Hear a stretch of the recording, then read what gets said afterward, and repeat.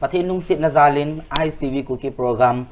kumsang nila somlegit ihunggal kay tawin pathin dam na ipivin hisi ikuki program mo jong hi ibon sikeva ina support jingo ahi tekelhanin tunin ni kohin kumsang nila kumsom la kwa dinga apat na pen first ever talk show kumsang nila som la kwa dinga talk show akipat na pen hi ay hung thei tawin tunihin hislai mo na ahin ki holim pidingin ama sa pena dingin nulun zaung ta gospel la samin thang ta khat ikowin ama hi koi hamti kin hin phung do nai lowin apat na penin hilai studio mo na ahin lim na anane ma sa penuti pi Vahboi ki paumin ama sa penin kumsang nila som legi igal kai tawin tun som la ko hung tawin som la ko adinga to so apat na pen na hin hiji chun ama sa penin ke la ka to khom pi mi tham khat thalangin keima ta in studio ahin nang le na loi pa chu ting de nan ki thon pi ho zo se lim na ka hin pi ma sa pen ne ke yong ka ki pa ke pau min ke holim ne hi chi hi tok so ti ting na mi ka khanin question ki donga iti ham answer ki pya ma ki pi dan na ge din chi pun ke holim na mai boin na i sei khel jong la kho lo i sei kha jong la kho lo i lungel ki sei thu hin e pi le nok kai ke holim thai na dingin apat na penin nang na chan chin ki til na hung kon do na he chin jong kan na dong in ai lo le nupi phasa ngel kha de kan na dong tan nunga ho hi hung kon do na sei la phatan nu me ya hi anung sang anu apamin ako mina saiding Amazon telanga azi pamin ati epu min asa naiza ako min no saidin abon tsakein hin saiding in phat ka hin pe masapen amasan dam na phat pha epi pathian thangwa le lopi na ka pe in chule hitabang Istv Kuki program director len hitabang chan hoita na hin chan in nang chong ki pa thu ka hin se hichi privilege hin mangcha en nang hi namin kazazingin nampi sunga dinga Istv a director na hi kyo hilowa lamchom choma album ho film ho izat nampi a dinga thiltam da hen bal do hi kasim do ajeng ka he na hele cho hozo si in pa cha na le kin pi um le ma bana thil cha sanga hoi ta hen bal do di jong ka kin na ka hen phongin cho te yang le tu ni hi chi tok so na ve hozo se so pi ulana hozo se chunga ka ke pa na ka hen phongin kamin chu hile wa nei thing Vahboi Baite ka in nei pu Vahboi Baite ka te pu upa so jam baite ka te pi nu hoi niang baite ka in nei pu in so pi pasal li to nu mai thum bon chawa sagi ahi in pathian go pi cha ni nu mai khat la pasa kha ka nei honen ka chen na hun chu hile al salem phai wa kan jong akiti in tu hin for example Lydia Resource Center mana kato naw man sin ko mo ve keima sai langa cho hi le pu pau thang chapa pa ngam jang chanu ani chan na ka hi in kanu he ve a hi in so pi mi li ka hi vin nu mai ni pasal ni ka hi ve ki pa homen a hi le nu mai jine do ho hi tok so hi ting le hen anop na ta kha di question do de tam jin na alehin nasaya chun najipa te hi pasal li le numei thum na tin na najipa hi mi upa ham ai lo la pasal la danga izat chan nam amilai hi milai hin ele to na ki in chun han he tam ki in chun na la in piano man na la ka ki in chun na hun asot ta e kumli kum nga lang ai ta ke pa homen ai le tu lang hi aka khat hin I ho ku ki te hi ka sam culture nei hi win na mi upa hin anu apa awa ding lo ma hi e ka sam culture wa chuna ai wangin khangom khel dong zu in mi unu mi upa bawin ati pu bol phada adangin a bol phat lo ding tin om pun tu la chu ko hi le ati pu anu apa za thim chu ain sunga phat thei chang ding a hin na ale I ta banga hi mi upa ji hi jong da chun mi lai ji hi jong da chun na ti pu hi I chan ge na ngai lu na I chan ge na ho kham I ta bang relationship na nei wam ti hi public in he nom di hin aji chu nulun he chin in na sai tan na he ji chun nangin dong na ti le na ti pu alo le namazon na langa nanung sang lang ka ti tapun na namazon na langa na ji pa pin khom pi so pi nu mai ho yan lang anau te u te ho zo si te I ta banga relationship ti ngai lu na nei wam ti hi public in a he nom ding ka do lawa le min ai wai mo di ja chu nin sai pi di win dong phat ka hin pi kin ka ke pe chinin do je chun ke le ka in nei pu hi 2011 January 21 na holy marriage kan mo hon a hi in kal hun ni ako na hi marriage ka bol ni la na ko hin ka te pile ka te pun he ni he gang nei ti de ati kin ka sen he ni he gang ti ponge kanu la ka pa ka hin dal ha anu la pa dinga ka hin zo ji in โนเฮปากติดินฮกติอินกินกันนู้นละกับปากันไงหลุดบางเฮลายกันนู้นละกับปาฮิจิจนกันไงหลุดดินฮีกติอินดังหัวสิมอลีก็ฮีเวนดังหัวเฮนี่เฮกังอตินกินเฮโนเฮปากติอินตัวจะนายเฮโนเฮปากติอินอามิไลก็ฮีวางเห็นปะเทียนซาลินกันนู้นละกับปาบังอินกันลุงสีนินอามานินซองอาจารย์นุนบังอินไอลุงสีนินกะเตปุคนปะเทียนทุเสียอากาศโซนเลนให้ซองละคนไอ้กิส่วนปีมาจิงเกมามาก็ฮีเราวางเห็นเกยซองฮิติจุนปะเทียนซาละโตนัทำนะไอ้กินยาซุมละไปทุเสียละสาหมากิจีตียองละ first time กำมาอุทาก็มายองจุนนูเต special day สอให้ก็องขบเบอจีปอเอ็นทุเสียหัวเห็นไอ้เห็นละ first time นูปีก็ฮีจะว่าไอ้กิก็ยองจุนกิปาทิลปีหัวซองปุ่นเวไอ้กิปีนองกติปีกปีเอ็นซุมละไปกติปูหุ่นอากาศแห้งเอ็นกำมูเจ้าสิจุดที่จนอามาก็มากปีจีเอ็นก็ในปุ่นซุมฮอลอินพิอาก็เจียนไล่วะเห็นก็ในปุ่นซุมฮอลหัวซองหับแต่เจงเละอามาดีฮอลเสดิงจนกันนาวเตะก็อุเตะเห็ดเราจนน่าจะโดนหุ่นดิ่งกันตินอาพวกแกมันหุ่นตะบังน่าจะกปีจีเอ็นก็เตะปุ่นในจะฟังบอลหุ่นเดียจ้าเตียดานนาอตินตุนซาเลนายองกันในปุ่นหุ่นกินในซองเละกิบอลเดียฮีกันนูกับปานิหุ่นนินก็อินในปุ่นยาวว่าปุ่นนั้นสินดอกว่าเกกันนูละกับปากันยาวไอสินดอกแต่กิท่านาจุดตัวไอเกหัวน้องหัวก็แบบผ่านหน่อยก็โจกัลวาลุละก็ให้ปุ่นโจคำมาก็แบบเดียวให้กตินตัวเฮียมหัวมันโจมวางินตัวมันโจมากุมวางเอาเป็นพัดเจงเลยอามานี่หุ่งจีนไอทั้งไงหุ่นน่ะอยากจะกินกันในโลวันท่าหันหลังปุ่นเวียนอีเปียเลี้ยงท่ากินกันในมาเซงกติปีกระโจปีจิงินน่ะฮิติหินอีมาจ้าวังจุกันในป่วยให้ซองเลยกินกันในสางอามานินอตุยกันกันเนี่ยอุซองเลยอามานินเนี่ยโลละก็ฮิตให้ป่วยฮิสิตบางคนมานินซองดำมุฮัสกิตูที่ยองเลยไอปุ่นน่ะหุ่นไอนูเกยกับเปียนนะกันนูแล้วก็ปาหัวสร้างยินซองไอหัวสร้างนี่จีปะทินกระทังไว้กี่เป้ามินนัดเตะปีเล่นนัดเตะปูดึงเงินซองเมาในหล่อเมาเขามินนั่งดึงเงินซองเจนในหล่อมินอาจิจูอีแบบน่าเห็นเลยเห็นอินสุงกิตุมอตาซองตั้มตามินอามินจะอินฮิจิคุจิกิติหิซองเลยนะตูหลายเห็นเมาได้เตะกิตุเราตั้มตามินเห็นละโทษแต่บางฮิตุเนี่ยฉันเกณฑ์ICVกุกิตุสวากบอลหัวโจสิละเห็นเวทจุยเทงันนะเห็นเป็น good example society อันนี้ example พัฒงันนู่นลุนเหตุจีนนะเห็นนู่นลุนหอยนู่นโตทางนะเห็นนั่งนะเห็นนะการบอลคำหัวเห็นตีนอติขังโตกิลุงโตตาเจียงความอินสุงคริสเตียนอินสุงเสียมความขัดนะเห็นกี่เป้ามาเจงเห็นหัวซาเลนจงอีจีคุกกี้โปรแกรมอีบอลเราให้เอามองเห็นกตีนไอ้เละอีจีนั่นเสนาละจนนัดเตะปุยเขาท่านน่าจะเขาทัศนาหน้าตองเห็นนาทีนไอ้เละอามาฮีอีหัว denomination อีกบางปูวินอากาศ KBC เอามินอากาศ ECA KCC อะไรละ Presbyterian ที่ตั้มตายมินนะอะไรนาทีปูหินอีปี denomination นะปะเทียนทัศนาตัวหำอะไรละอามาเห็นตัวเป็นอีปีหำอามาฮี EMP Eastern Manipur Presbytery อาฮีวินอุปาหัวฮีอุปาอาฮีอินสุเล็กเขาบุงอาหัว chairman อาฮีอินฮิจิ EMP ปุ่มเปียง standing committee อาเราอาฮี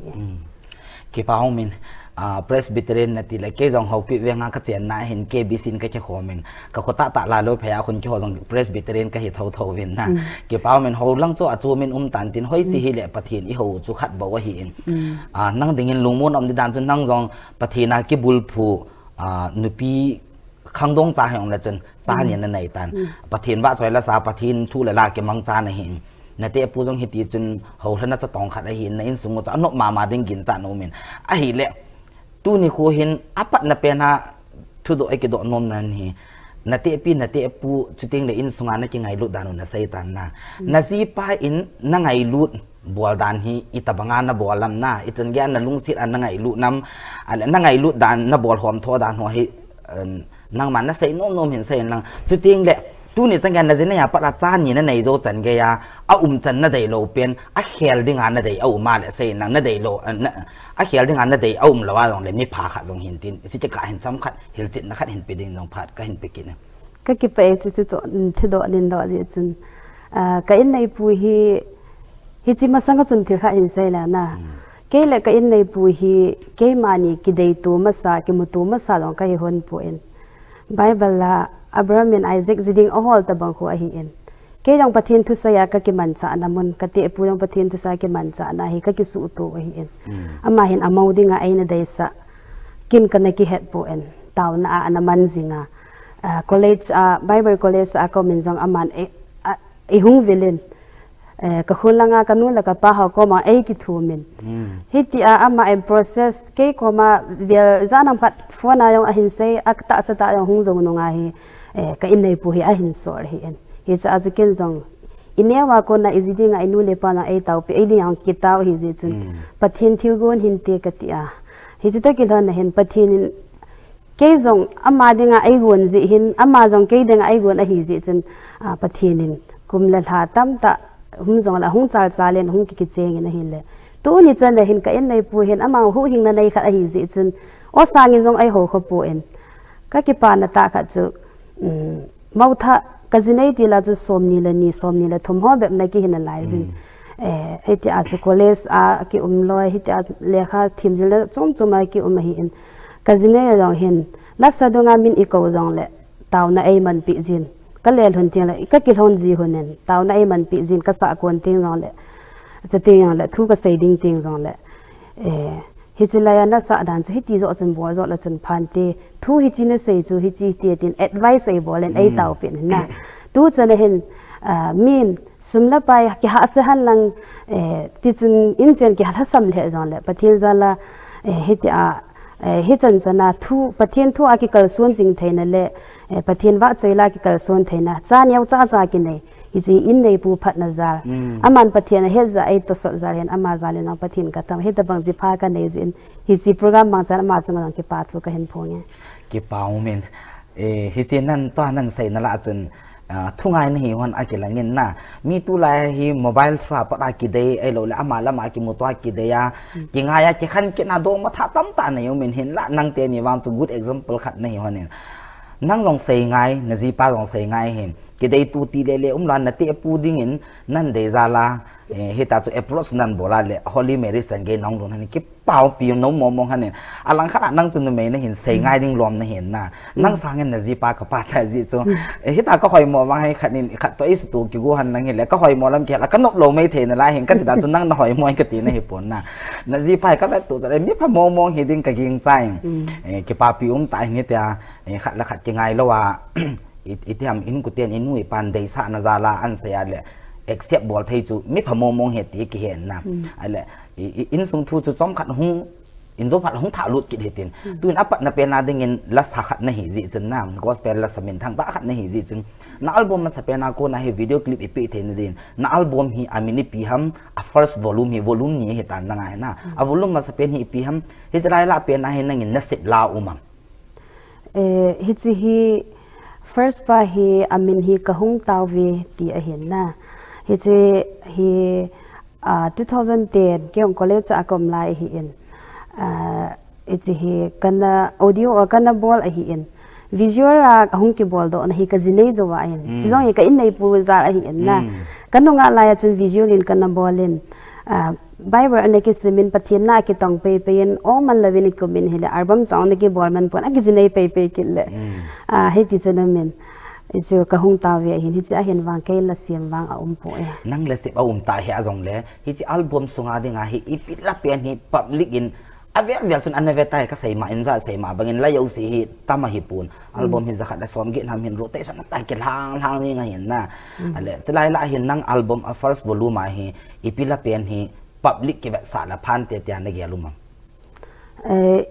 it's the first album la a hi mi ho in kamin chu azazi vin ka all kamel hi ha khan ji hi a hi wa nga la phone ko la zong kanaza mi pa zudon za na khamin zong kisim phat na a aza anei hi chi thu pi kitan ulal boy tun pastor lal boy sing sonin asim thu pi kitan ti la hi kol lang han la hoi lang hi zong le hi chi la hi min angai jingin hi le chi hi tunin chi mi dei than zong hin tin angai ho khala ni zong thakau le ta sa mi pa ho dang ki til kho be na hin dingin ka dei se ki pa homin tun nulun Vahboi Baite in asa thupi ki ten niting ti lahi public in inevet kha diu ta sa no min hi chun avelin ama to ik holim naw atui la al thaina dingin tuin nulun Vahboi Baite na sa thupi ki ten niting ti so public in khat ve video clip ma anavel hite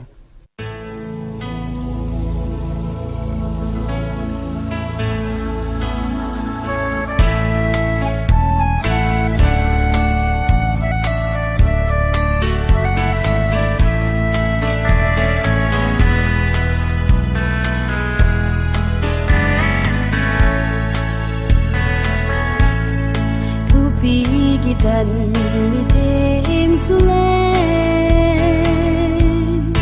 khang dong tâm ta nu le ba bay bằng in thi na lam chu ding ho khu be te mu vin oi ti lai na dum hitam he pa ki ngai to in he pa in sung mai jam sim ki pan ta in sung mai jam hi kui mo po na ham kanu achang in ngan si be o in sung mi ki khian lau na din he pa tao kom si holin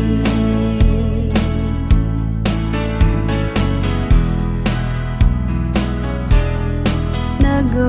la na cha ding khu hi ta kai lung dei lama so na vem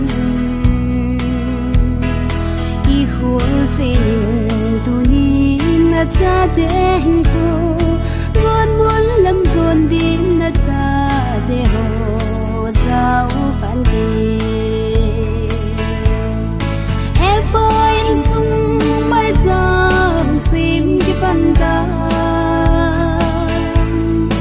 in sung mai jam hi kui mo po na ham kanu achang in ngan si be o in sung mi ki khian lau na din he pa tao kom si holin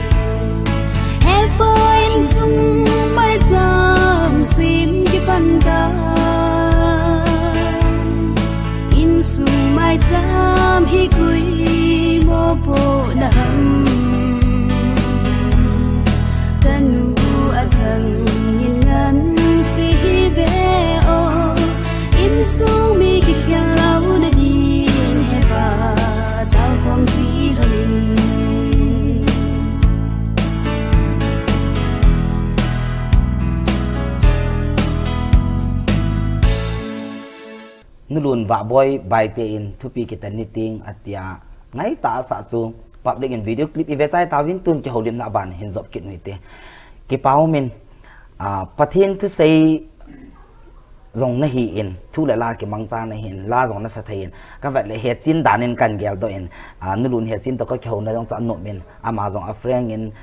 khau pi jong anok ma jeng in nupi ka ko ho cha sun sun hi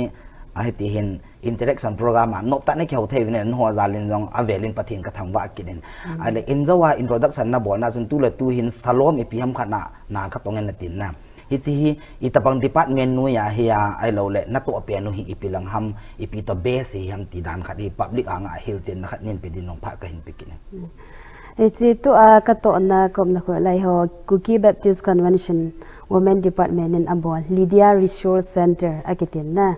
hichilai mana khu lekha sim class 11 ake pat chung lang cc jang omin na pun khong jang omin hichi handloom kun khong hu lekha anasim zo talo khangdong na me ho in lekha asim zo ta lo wanga pun khon akizilla hichi pun khon athep tenga le hichi ama athaguma mi thing hanga aga kala hilole lamchom choma gen thei ta amsanga chu in mona hichi kun pun ho aki khona อามาอินอาจีอาจาอินเจนเสียมนาอาปันนาเดงไอสุกิบอลฮีอินนูเตเกบิซีนูเตนกิบอลฮีอินขัดขวาฮิเลเลขาสิมโฮมาฮีอินมันดังอะไรงจุนจุดจำปุระคนบอลดิ้งจุ่มนาเห็นละไอโฮKuki Baptist Convention in Hiche ki bol nuti hwan ki bol na ko khangdong tam ta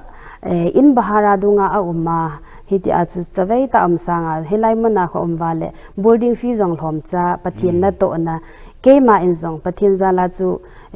hu hingna anaki ne hi za achu jingka nil ha pathian thu ayong ki til khowa alekha sim holong ki ve hu hingna nei lo ma la counseling jong ki bola ai ti achu ki bo hi department ni chi khom hin lekha sim to asim lo ni ai na hi all in all la kwa bon cha ho ke mo po na hen a hen la atong hi ti achu contract basis atong no chu mi thum au men na hi chu ka hi ki pau men hi chi lidia resource center ahin hung machal jing win lang ta sa le lagawa kisip do na center institution khat jong hung heding in pathin ma bana phathai na bo vintin a hi le Vahboi nang hi nulun Vahboi ki tante ke sangin sa pangmong na chen nupi khat na hi ta jin to so jong hi jin nulun za na khat nan pe tang ka ting na ka ti dan chu tun ka za in phone ai kheu ten la ka za poi ka ti na jong hi poi ale la sa ki ti hi na ne wa pa na thanop na ham a hi lawa le ta chun na sa le he tai hung mo phau jing nei ham he si ke ka hi pap ding an aka khat nin la sa ki ti ka ne wa pa ka tuk mo he ti jong men aka khat nin ta chu epiti ke saram chan som ja ka sa le mo phau ka heti jong min chi ka hin nangin itabang ngai dan lunggel na na yam it's a hin ka hin sei nom kha chu ke hi 99 ta kum som le kum kha ka thena pin tha na ka nei hin chapang ke ma he ka oi zo hovin ai sei pi nau chu love song isa hi satan na oi la he satan ki pan hen pathian la isa al hen pathian akipa in pathian wan til ten jong e pi ti hi niau thomang mo chun ka ne hen mo changa hi mo sanga pathian wa chai la sa ding hi ti hi eina sei pi che kalung thima amang thei poen ya chun kan yawa ko na hen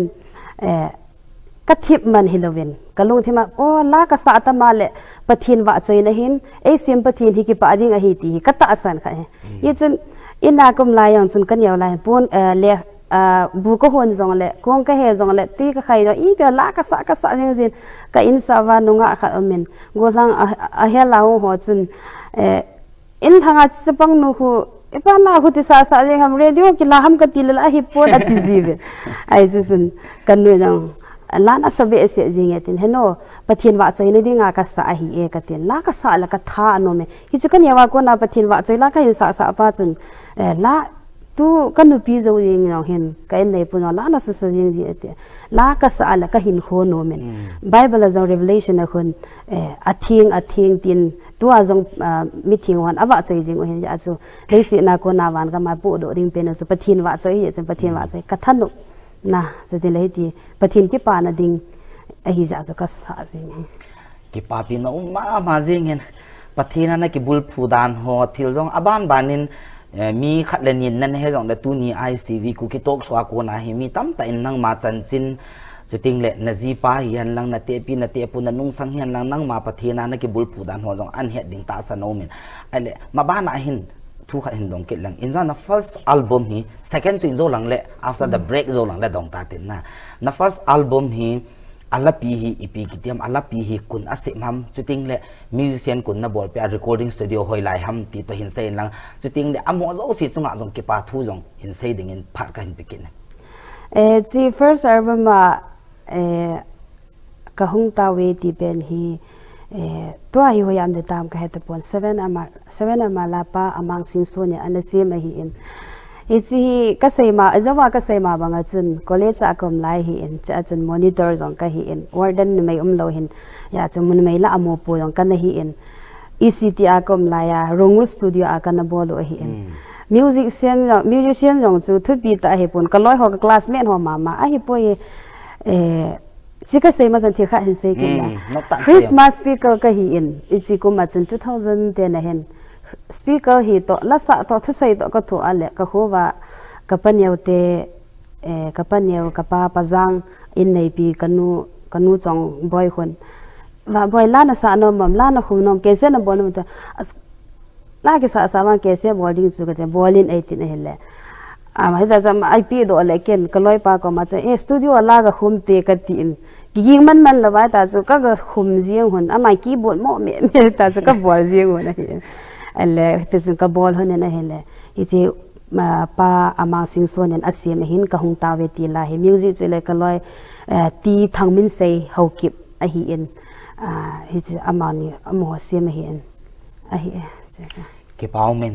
album hi alapi ho hi no thama koi the hi lo in every talk so ahin lapi hi ka ha focus sim jin na hele chu hi le in zawin nang ma la sa khat ma first volume ko ning khat vei public anga video clip bi han tan na tun at ni chan na ding in ka hung taw ti alapi hi khat vei public anga video clip ana pikit hit am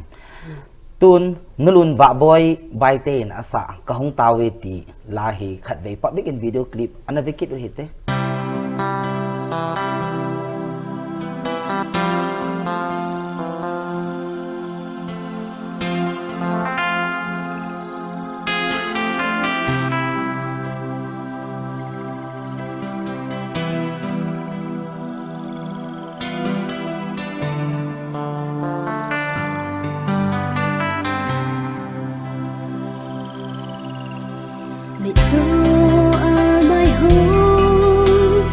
Thiên Jehovah Zaga gen thay de I neb na bukai I chon silung me vai de din na zon bel din na ki pa zin zin ka pa ka hong Kinh bula tròn xít nấy đâm các thu mê và cả ni san tin ô các thu các tao này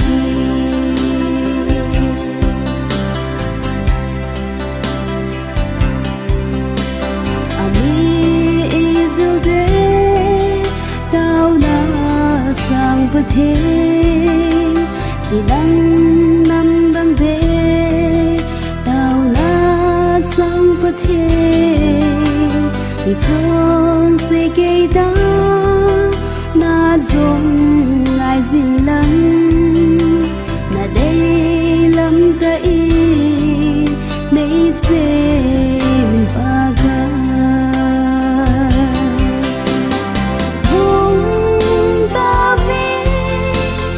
Kinh bula tròn xít nấy đâm các thu mê và cả ni sa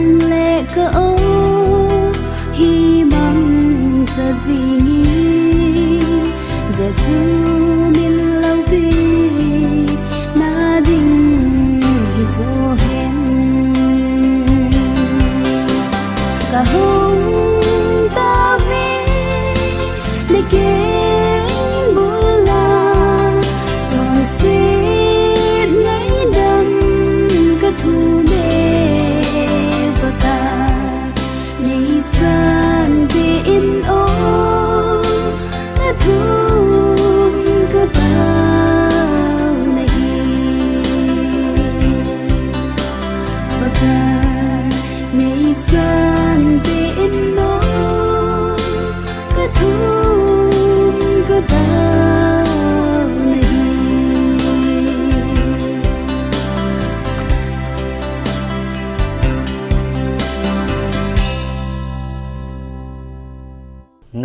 Vahboi Baite in asa kahong taweti public in video clip ibet sai to kelonin tun ki holim na aban hung chal ki noite ale ki paumin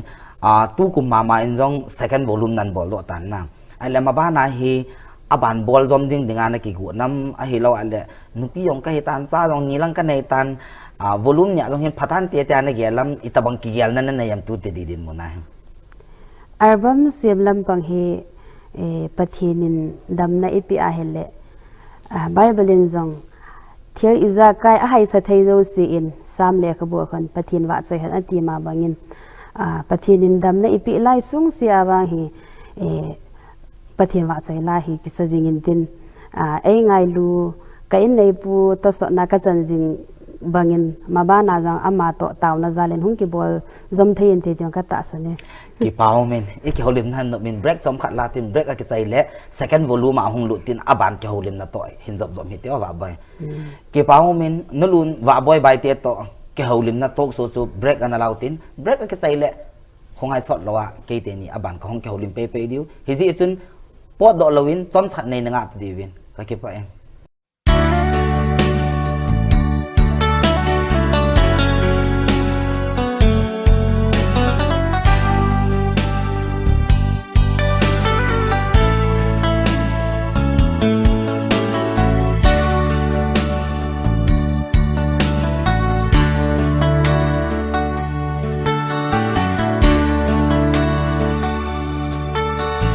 Hãy subscribe cho kênh Ghiền Mì Gõ để không bỏ lỡ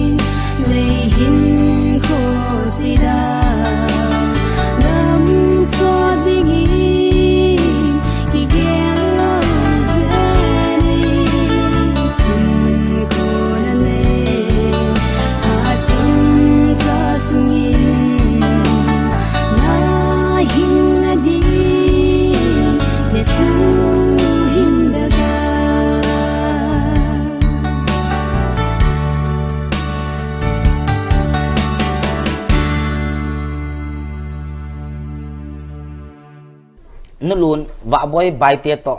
ke holin na no ta ilawin break in lawin tun break akitain te ke honin ke holin na hi aban hin zop kit nuite ke paumin nulun Vahboi ke holin na hi break ilonin break ichai hon tan tu hin ke holin na after the break ke tan te break zo ke holin na aban hin zom len apat na pena thudo nom hi thudo jong kiti datan tin public da het nom ding hi na second volume album hi EP ham amin hin sai nang chuting le hi chlai la hin nangin nalasip azawa hi le nalasip chu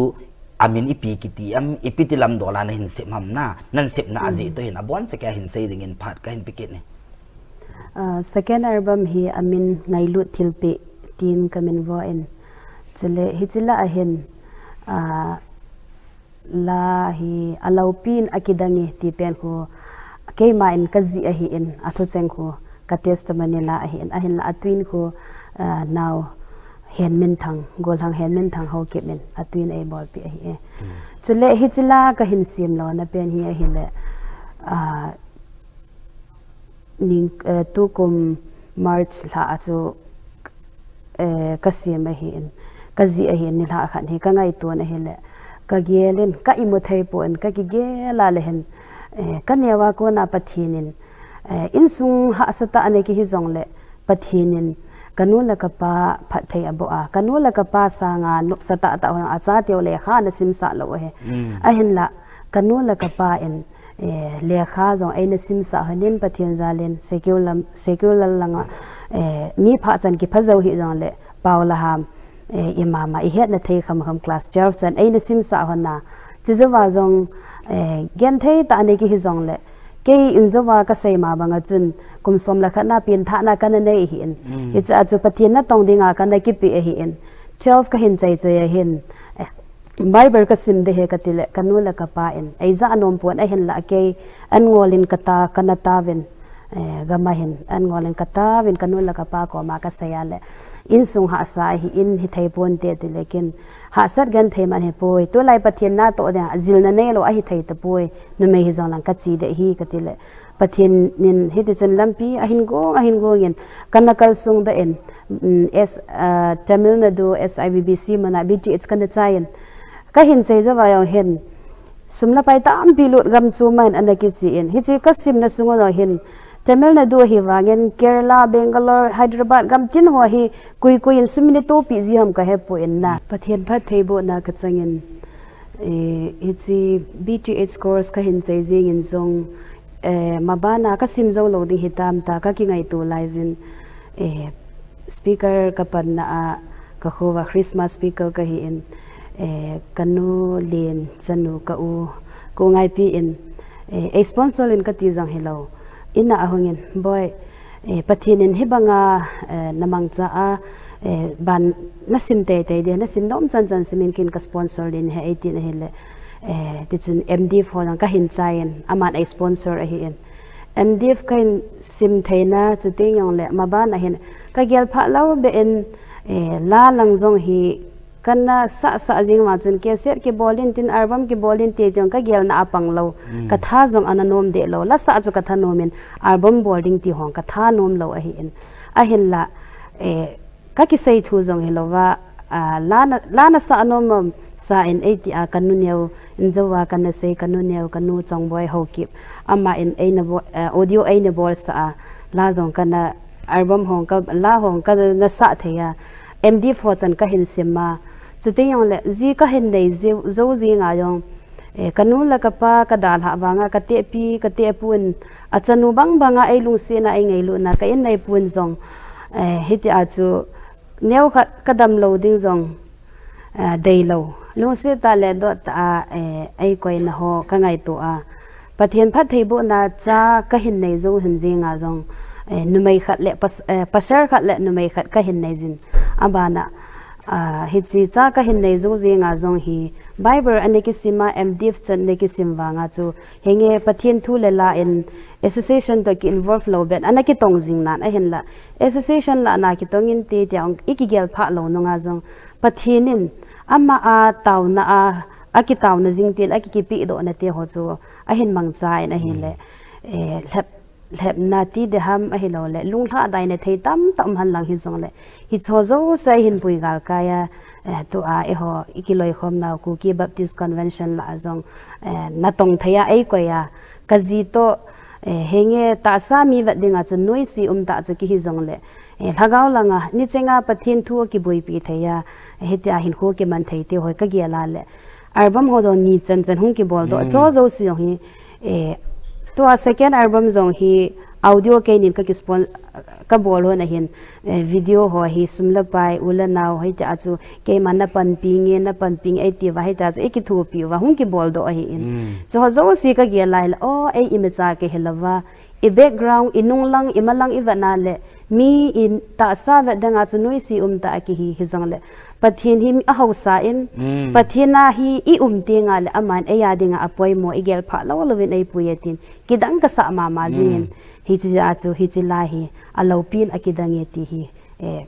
pathin nin ai puina hi kidang ka sa ma thangwa ne dinga ka testimony la akana sim ki paumin na testimony la a ko na nasib hi chila hi volume 2 hitan public in video clip in khat be anavet sa hete om nulun Vahboi Baite in a second volume asa alopin akidangeti ama testimony to kito a asip lahi public in video clip in khat be anavekit no hite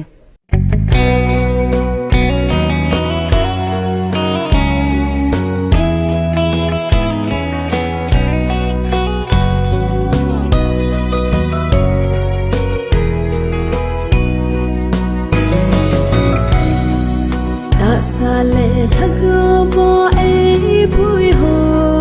hat chung nung pen pathe chinu lai gil a ai na tin sa kading a gim le gen thei thu a lim bang ki sung sing zo pa ai pe pathe hi bang chung lu la zo pa ha ai pe chung pathe nang ka thang va e alo ki no aki dang ye kahin khwa nei pui hoi dan hoi ka gel te ke gen thei le hasam thin na nei lo nei ngai lut na sala hit sang nei lu ni o namin ka thang va e paka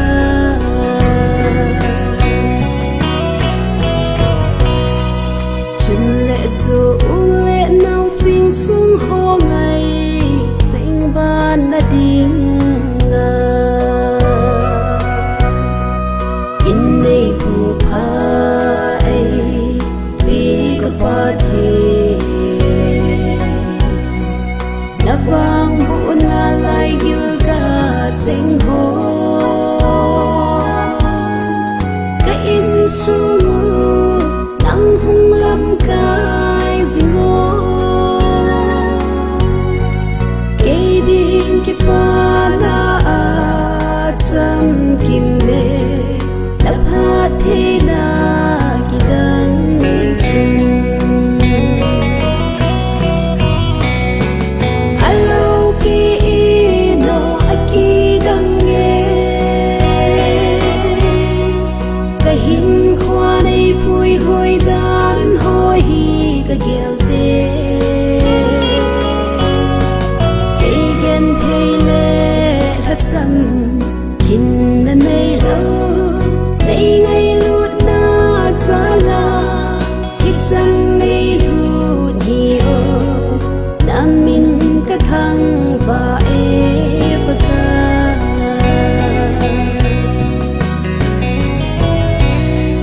sin le chen ha sam le dam mo a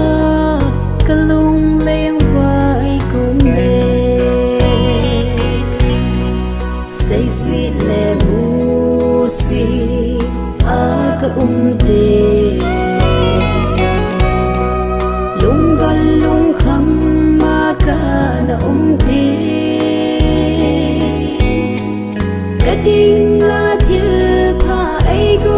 sing baka nam in ai ngai lu ding ni na he kutu le ngai lu nan nahi alo pi no aki dang nge kahin khoa nei pui hoi dan hoi ka gel te ke gen thei le hasam thin na nei lo nei ngai lut na sala itsan nei lu ni o namin ka thang va e paka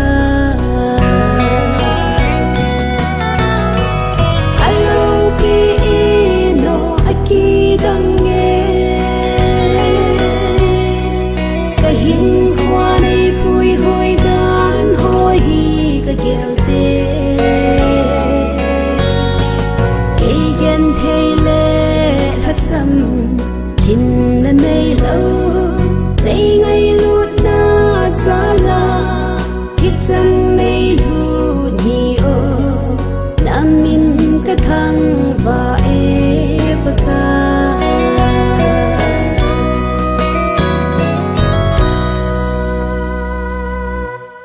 nulun Vahboi Baite in asa alopin akidangeti ama testimony to kito a alasip asa evetsai tawin tun ke holum na ban hung char kinute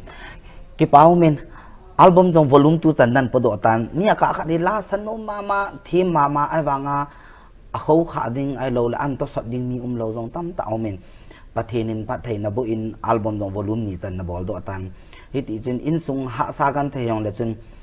na ki gyal na sanga sangzo bible langa jong doctrine langa jong na simtan na ito zo si in zo nong na satan nu ngai pi kiti khat jong na min pat nin na ama kun jong hintin na nu na pa kun jong hintin khusunga nyau them them mi tam ta om de hin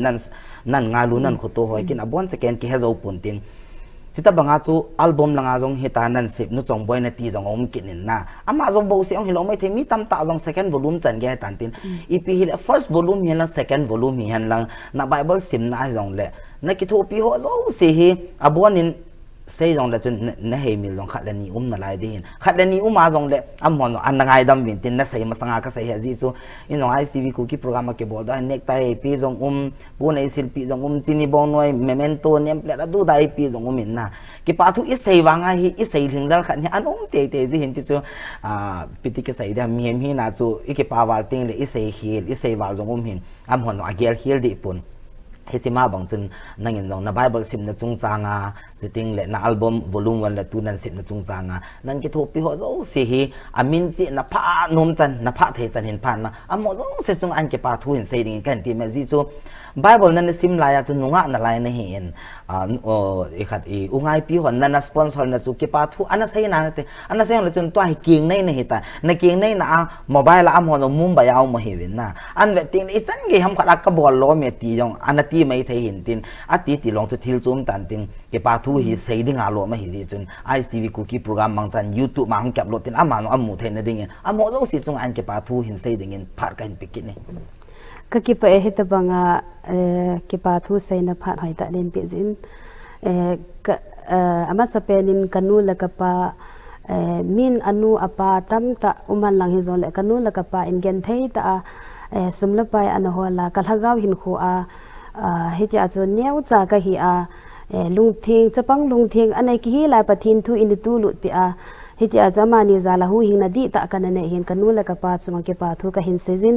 hichi a pin tha na kan a ei kan nei na evangelist solun tu hin reverend a hitan ama chunga jong ke pa thu ka hin pungin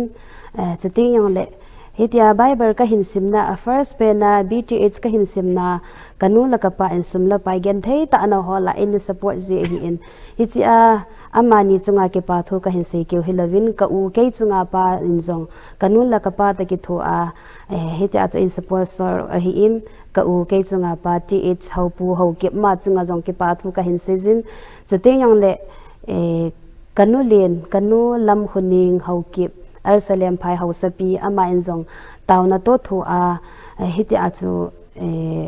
hin til kho zinga gam choma kumawa inu ipa chu thingla hin imacha thot ji I jo ha ji lo hem zo si ama hin boipin vacation na in ka hung ting zo le ina ai ko za ai tau pi ji hin hiti chun kanulin hin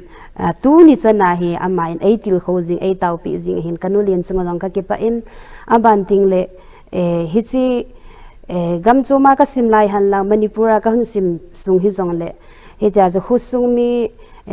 khuvial mi hi zong le hita chu tauna to thwa ai ki pa pi a an ni a ai ko pun ve pun sil sumla pa hita chu zo kham kham ai pun pi ho abon chan min ka phazo pun achung chi wang ki pa thu ka hin sejin chuting yong le idawa in sema bangwin mdf ka hin sim na hin ki chukit tale mdf ka hin sim na mdf title ka nei theina mi degi ma cha chu hi zong le hi chi hi ka u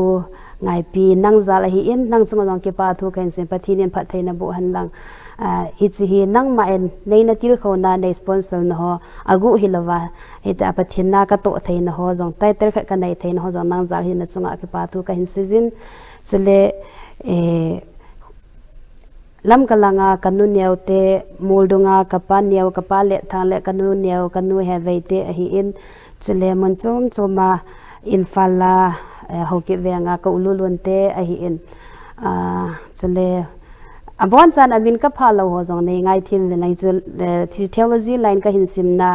ei boipi ei hoto ho zo si chunga ke pa thu ka hin se hi in tin chute yong le la langa hi inzowa kasay ma hinvel paket le kanu neo kapa pazang kanu neo vin ai ki thu pi thein no chu kapa pazang zar hen kapa neo zar hen na kapa neo pa pazang nang chung ke pa thu ka hen phogin chule kanu chongboy nang chung ke pa thu ga audio chan hi jong le step kha enable do pi hun ja chu aban ba na hung ki sala hi chan hung ke pha hen mani zalin no pathin ka thaw in ke pa thu ka sayin chu te yong le hi first album board on the dinga sponsor last sponsor a bol pi ho zo si chule first album releasing a chief guest in the pan pi nu ne niam ho ki ma artist khat na hi en puthong hem loi nu ama a hi en chule kani rabika ama ni chunga jong ke pa thu guest ai pan pi un ama ni ai pan pi hun to ke to a senior vip ai pan pi ho chule audience a hung pong ho zo si na chung chi wa ke pa thu ke se no ho zala second step jong hung ki sal thei ai en na chule second album ma dinga first album ma sumla pai ho ki hilowa la ai ki thu pi ho chule gibeon media pu ho pu ama yang camera ki lom ta ai bol pe asumla pai ho man lom cha ai bol pe ma zali nang pathin ka thawen nang chong ke pa thu ka se yen chu te yong le second step ma dinga ngai lut thil pi hi chi la SMP ho adi la SMP ho zo si chuting ole sumla pai transportation na zong hi gari munchong choma ki che hi che hen gari a zong ai ki tho piu ho chuting yong le cameraman pu ho pu ma hi en chule studio s ho pu music to studio ama hen ma chunga yong ke pa thu ka seyen chuting yong le la sponsor ai bol pi ho zo si chuting yong le hi second album releasing ni guest ehung topi ehung panpi kanulampa ka u JN Baite ADC Chandier ama chunga long ke pa thu ka hin sejin chuti yong le ama ki hilowa in nei pi ka u boinu ama ni chunga ke pa thu ka seyen chule guest of honor ai panpi uzors le ai nei pi chunga jong ke pa thu ka sejin chuti la functional president Dr. George le ai nei pi chunga jong ke pa thu ka hin se chule chinia audience tam ta ho le VIP tam ta ho zala hi chi ka second step album ka bol te ho hi deficit lawa ka ma hian amo zo se zalim pathin ka ta na chung chi wa ke pa thu ka hin se ke pa umma ma jingen am ho jong ava ting le bol lo mo mo nge tin ki pa tan alungo zong alhei ma ding ta sanomin achu tila nulun ba boy nang hi pathin hol hana tong khat nahi na to kelhanin chi Lydia Resource Foundation kitimuna na tongin na apart from that hi chana chung chu na hi chapong kurset kiti hota bang ai lo le EPP program na pathin na to na langai hi la sa na chi na hi han lang thu se na chi na hole itabang bang program wa hi na ke man cha jian ti public in a het nom di ji chun hil chin na khat non nin pidin pha kan pikit ne Hiche Lydia Resource Center la ka hin to pha na hin chawang hin kem ho hin dei mang ka ke mang cha thei pon aji kem ma aki chi dinga le hin ni thum ni li ti hoi ding a hi ji hin association na ke to ma sanga wa chun je mun chong choma ki involve ala chun anakat ne chi jing in pathen zalin nunga gol hang ho la nu pi ho la ti ho he ke ha man cha en tua Hiche Lydia Resource Center la ka hin to pa nei 2016 nei cha ko na wang hin nupi te ho la hin ka ki ha man nin pathen zalin mai maula te ke ka ti ho vel chuting le nu te ni kho cha te ni kho chuting le Christmas New Year ti ho ahi ka ki mangzi tho ki pau men ahil aban hung chal kit lehen nang hi tu hin nulun khat minu khat na hitan na nunga ho zo se ding gol hang jong ti da tang kate nunga tam ta hin epiti ki sai de ha zilhan dan ding he thailwa confusion na long tam ta min na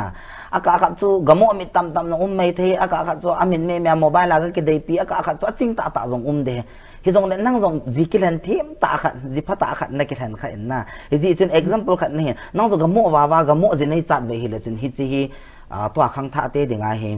til kho na pi dinga chun na hin lo de hin na hin la nang chu nu sei pa sei ngai ai lo le haudan thi nga ki tup ta le ki lom ta a meris bol khat na ki tup ta khat azinei na hi ja chu khang tha twa piti ki sai dam azinei na lo nunga ho si ko ma hi itabang lam dolin pasal ki hanwin lang ai lo lap itelam dolin ki mang chawin ti advice a hi lo le na suggestion minu khat hi na an pi no mam aziz api dinga hing ta lom ta na hi ja chu ka do hin tin khang tha pasal jong ka ti poi gol hang ka ti poi nunga na azine nai lo ho si itabang advice ai lo le suggestion na pi no mam hi chu chung changa ka pi nom pen chu hile ama sa pen pe na hi minu dinga hi inunga alaya hi nu dinga ki gut na angai jin hi chi ki gut na dinga ama sa pen pe na dinga chun pin tha na di ta lagawa hinadi ta nei angai jin hinadi ta ineya inei ting le sunga inei pa chun tauna lungil ta eman tingal hi chi tauna ko na chu easy ziding no chu pathinin eigon pi jing hi easy ding a chu tauding I taw ta kilhan na chu ipiti bol dham te lehen mela ane hoya iwa na la hoino a hoina hung ki chai tinga le ki chai jing de he na ya chu ei jong chu mi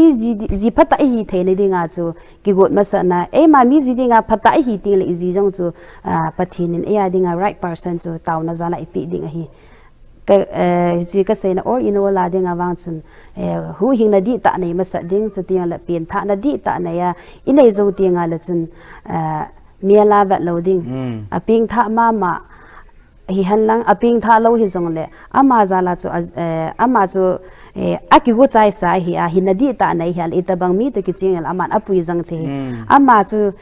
mel se se aki go na helama amela chu ting la azin adai mo the he na hi jong le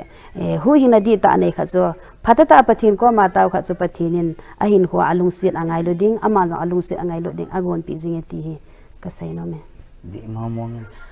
anang momongin adi momongin kam kaliwin kana ven nalun Vahboi asai hi adi momong hi namel hoi namana nakigo na hi le namel hoi na chu so loading hin hiji chun pin tha na di ta nei puma jinei ding na ki sa ti nga le nu thoi an hong ki nong le lo di heti hi ke jong ka sai pi nom na hi ven ki pau men ai le ki kyolim nan hi anu min a chai na lang thim long ong hetan na hiji chun a chai na pe na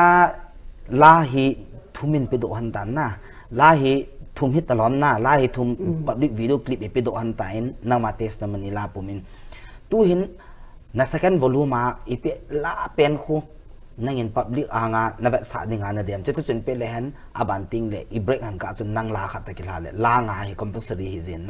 na second volume ma hi nang ma test na manila chu public anga ipe han tan abana hi ipila pen khu public video clip min khat be ke ba sa le tia na de yo ma le nin sai pi ding in jong phat ka hin pe ki ne ka second arba mala ho hi cái lung zong atang khos ko ke jin zong le his stage ahie pathian aidin salo hin zong le ama sa pen pena mai thai na hi zin ti kho kaven hi le kem hola ai lawa le speaker hall akisi dung ting le mai thai dam ta hi pathiana akingai lo te nga hi le lamjong choma akingai kha te nga len ata asa hin kho zong gai thein athaga hin kho jang acha te yong hi ti chun again thailo ji in hi ti ji hin mai thai i hi ji a hi lung thui lo be ama kem ho in sung jing ang kani te hi mai thai mi lang au men chuting le ka in nei pu su pi jong chule ka su pi ho jong ke ho kan nei pu su pi pasal au mai thai khat amin ana asu pi ho mai thai khat amin am ho zo si hen lang akui hi ta jong le hen zowa ka hin se kanulin kanu lam khuni hi mai thai en a hen la pathina aki ngai ji in ka ute ho ahin in sung hon phat thain achang vin ha sana tam tang la pathin jana thu zo vin he iza hi khangdong mai thai te ho le ahan lang hi jong le hen mi he mai ki ngai wa isu pi una wa ki ngai la wang lung tha na thei tam ta me hi jong le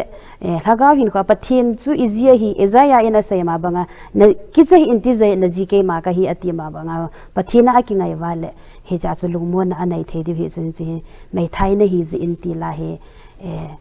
mai thai lo ho in zong mai thai ho khutu na mu si na nei lo hela amo changa pathin na ito thei naw hiding chuting le mai thai ho in zong thagaw le ta sai ki til kho na hi thein ding hi chi wa chai lai ka ba sa no ki pau men a hi le hi chi mai thai na hi ji in ti la hi kun a sem ham ama hi chila hi enjowa ka hin se ma bangin naw gol hang hen min thang ho ki men asim a hi ki pau men ai le si public anga video clip khat be an picket hit am ki pau men tu in la hi thu hi la hi bangin ka kya ulim nan hi anok thei na ding in nulun Vahboi Baite in avolum wana para tu chan ge ya ahin sep do ho asa do ho la ho iningai tawin a testimony la pomin tun a chai na pe na ding in la a chai na ding in mai thai na hi ji in ti chela pen hi public in video clip khat dei anavike do hite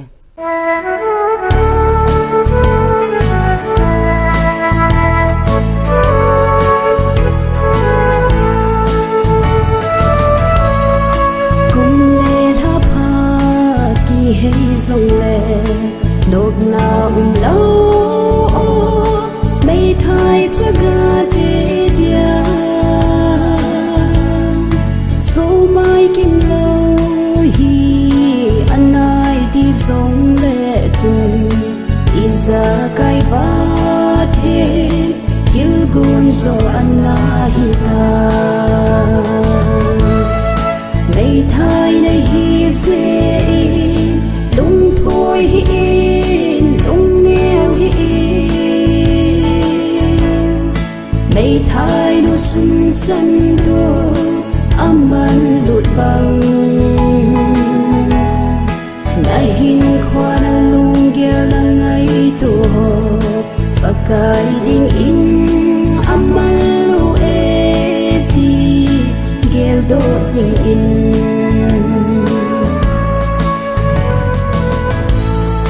nộp lại như dung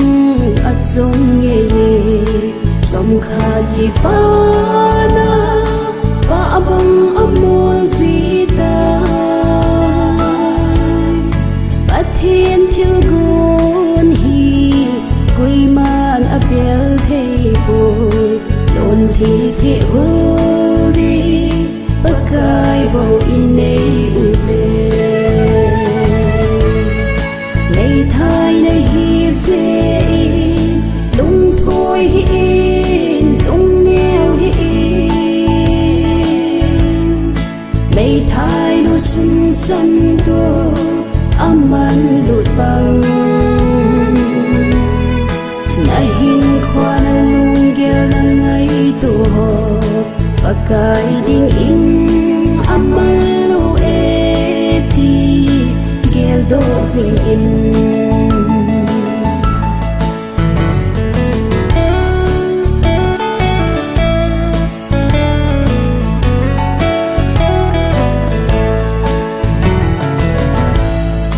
mấy thai chaga tai tom na mun lấy se na hin o lon thi ni lung zi ve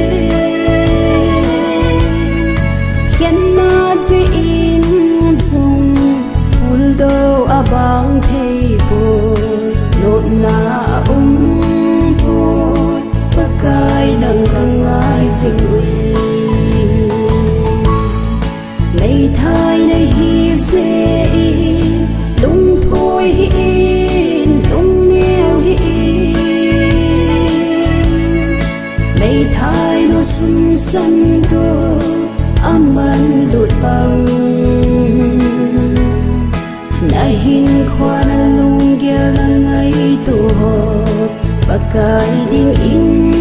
amalu eti gel do sing in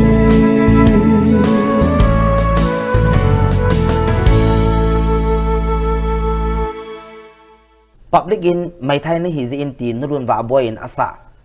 ifesai tawin ki holim na hitun aban hin zop mutin ki pau min nu run Vahboi na phat man tam ta na hin sengin far away from Chorachanpur dapat agam lata na ji na sa te to nong hin ka wat ala ka ki phat lamin aji chu helai office aku na hi sum ki pya ai lo le no hi na sadwan mandi ma chan na ki pi zo lo hin ama abo program kha inai ji ma cha lol hin na thei ding i ho le ho za da na ma ding a ki ti thu hin mi nunga wol he ki ko la ki phat lam mo ji dewin nu pi upa hong hi ting de hen ki phat lam na kha na ji sa ji te ta sa te to hin zon na phat man tam ta na hin kai do na ji na sa te to helai mun na hong ji na velin nang chunga gong ki pa thu ka sein i ki holim nan a chai na ding in nangin koi chung hi jong le i chi tu ni tok so chung chang tu han lang i pi chung hi jong le ki pa thu a chai na penin ki pa thu in zo na sai chu ke tan na i zo na koi pen chung ha ki pa thu na sai di ka hapun program chung chang thu hi han lang ana tok so na video han lang YouTube ma na video han lang i pi han ki pa thu a chai na penin es a holin ki pa thu khat in sai na chi so a chai na pen na hong hi tan te ki pa min hitabanga program mun hoita ihin bol do wa adi anang ma in pu director pawneo hokip hi china hin bol da hitabanga hi YouTube la han lang hi jong le hitabanga chan hoi ta hunan bol do hi ki pa ka sa en hi chi sumla pa hi imacha thu pi pu in ki ngai lu na ki to so tu hi a phapen hi jingin hi to kil hana hen mi pi te ho zo si in tu nya hi chi tok so na vete ho zo si chunga ki pa thu ka hen phungin chatiang le igam le inam sunga dinga hin a phalo a hoilo o male social media ho donga mangchalovin direct in